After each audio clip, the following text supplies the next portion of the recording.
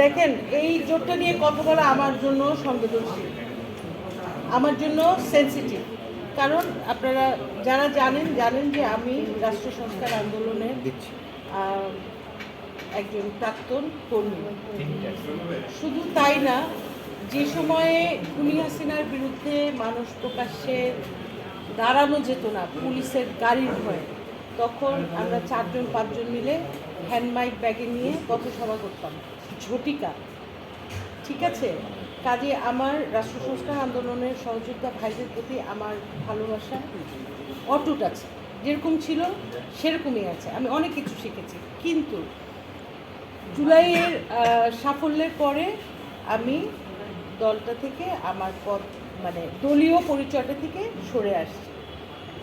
সেটাতে বিস্তারিত না যেয়ে কেন বললাম যে এই বিষয়টা আমার জন্য সংবেদনশীল, কিন্তু বাংলাদেশের স্বার্থের বাইরে বা ঊর্ধ্বে তো কিছু না।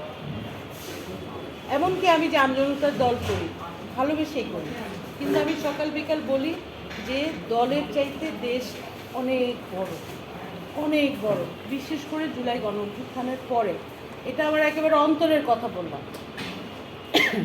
এই যে জোটটা হলো, অনেকে ভাবছেন এই 3 দলের জোটে বুঝি একটা নতুনত্ব, একটা আশার আলো কিছু হলো।